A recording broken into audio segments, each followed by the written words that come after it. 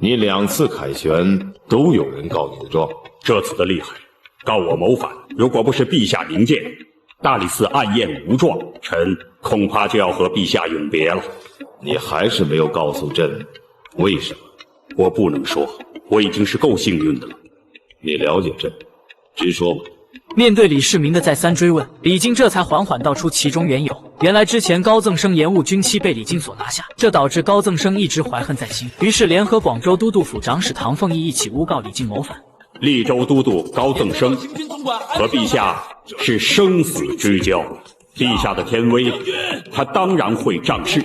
他虽然不如陛下有顾太上皇给的免死状，但是他恐怕会想，即使惩罚也没有多大了不起，所以他会忽视军法。沙场出身的李世民非常清楚军令如山对于统兵的重要性。如果李靖不及时严惩高赠生震慑军心，其他将士们也会因此纷纷效仿。那他这个主帅还怎么统兵，还怎么去打胜仗？至于他诬告臣，实在是历代得天下的功臣常有的居功自傲。得知又是自己的功臣胡搅蛮缠，李世民也很是无奈。要知道，按大唐律法，凡是诬告他人谋反者，一律反过处理。如今李靖刚刚灭了吐谷浑，立下不世之功，封赏他还来不及。可不曾想，这个无脑的高赠生仗着自己是功臣，却反手诬告李靖谋反。如果不加以严惩，让满朝文武怎么看？让天下百姓怎么看？经过一番权衡利弊后，李世民决定秉公执法。看来只有杀这个高赠生了。怎料这一举动可把李靖吓坏，连忙向李世民表明自己的态度：生杀予夺在陛下。不过李靖也实在不想得罪朝中这帮秦王府的旧臣，同时也不想让李世民借自己的手去清理那些有功之臣。于是李靖当即向李世民提出了告老还乡，只有这样才能保住自己的安享晚年。臣请回家。行，你回去吧。臣的意思是永远的回家了。话已至此，李世民顿时明白了李靖的心意，随即向他投以赞赏的目光。要知道，像古代韩信那样的帅才虽然不多，但也不少。可像李靖这般急流勇退的可真没几个。然而高赠生的事情还没有完结，另一边的尉迟敬德又惹出麻烦了。这天百官上朝准备商讨高赠生一事，而尉迟敬德来到太极殿门口时突然停住，打算整理一下衣服。有一名官员想要走到他的前面，结果引起了尉迟敬德的不满。着什么急？尉迟敬德真是火爆脾气，估计除了李世民他谁也瞧不上。可没想到等他走到座位旁，却又看到有人坐在他的上手，这让他更不爽了。你怎么坐在这儿？吴国公，我不能坐在这儿吗？我坐在这儿是因为我的功，我的勋，你凭什么坐在这儿？我你看，连你自己坐在这儿的道理都说不出来，你还敢坐在我的上手？坐在什么机会？此时一旁的李道宗看形势不对，便连忙上前劝阻，结果被门神一挥拳打倒。这一拳30年的功力几乎要把李道宗的眼睛给打瞎了。眼看尉迟敬德连皇帝的堂弟也打，房玄龄、萧瑜等文臣也只能君子动口不动手的对阿德进行人身谴责。但上头的尉迟敬德哪管谁是谁？天下是我朱陛下打的，你敢对我无礼？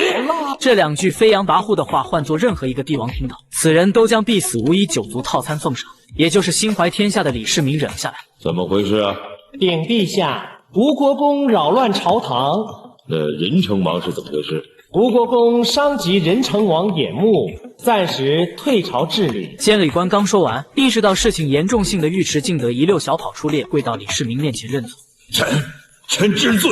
看到尉迟敬德如此的居功自傲，李世民非常的失望，随即向众臣表示自己读《汉书》时发现汉高祖刘邦的功臣能够安享晚年的很少，所以心里常常责怪刘邦。因此我登基以后时刻提醒自己，要和你们共保富贵，世世代代下去。然而时至今日，你尉迟敬德却仗着自己的功绩，竟然无视朝纲到了这个地步。我这才明白汉高祖把韩信、彭越剁成肉酱是有他的道理。朝廷纲纪只是赏与罚，不要想总能有分外的特殊照顾。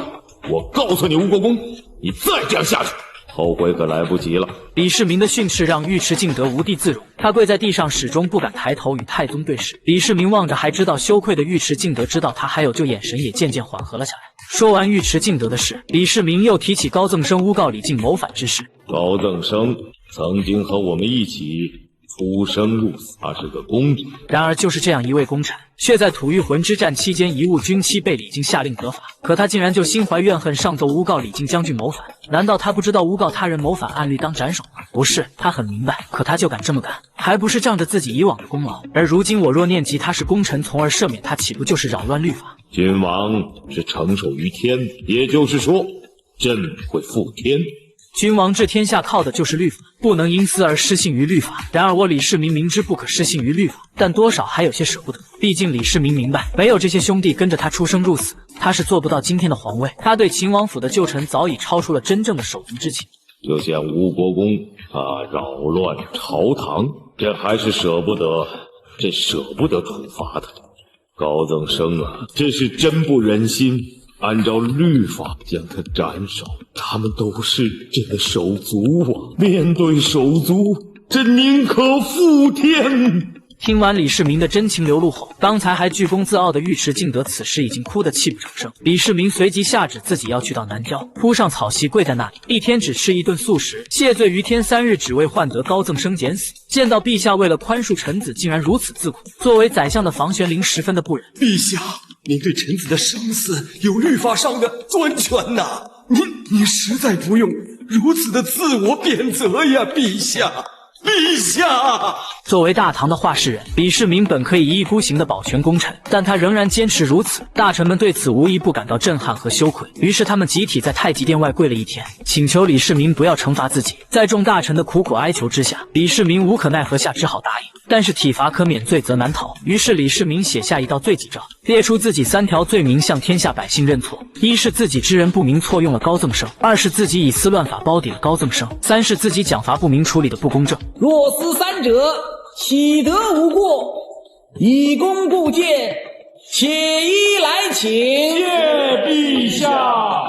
随着李世民的罪己诏向全国的臣民公布后，高赠生诬陷李靖谋反一事终于圆满解决。但是尉迟恭的事并没有到此为止，因为他在大殿上公然殴打朝中大臣，所以没过多久便有人弹劾尉迟敬德要谋反。李世民得知后自然是不相信的，但为了了解具体情况，他还是叫来了尉迟敬德。别人说你要谋反，我问别人为什么要这样说？别看尉迟敬德5大3粗，但他实际非常的精明。他以退为进的直接向李世民说出了自己的2个猜测：如果是陛下借他人之口问我，那么证明他死期已到，所以我还不如索性承认谋反算了。陛下好好想想，我随陛下血雨腥风，身经百战，只不过是刀口剩下来一块活肉啊！如果真是别人告我谋反的话，这种话我丝毫不会放在心上。如果陛下怀疑我，那真是扎到我心里去了。说完，尉迟敬德直接撩开朝服，向李世民展示身上的一道道疮疤，这每一道都是与李世民出生入死的凭证，每一道都凝聚着2人的君臣之情。如果这一道道伤疤都不能代表忠诚的话，那还有什么才叫忠诚？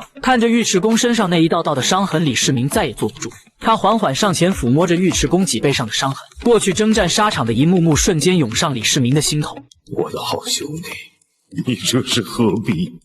还行，我不怀疑你呀，我不怀疑你，我才这么说呀。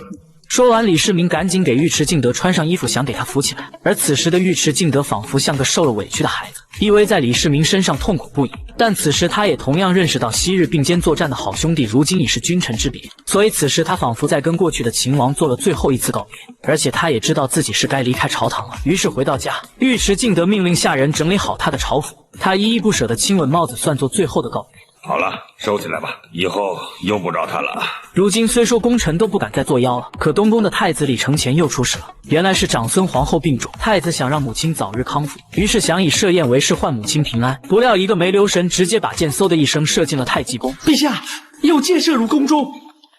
谁在射箭？还不知道。回家。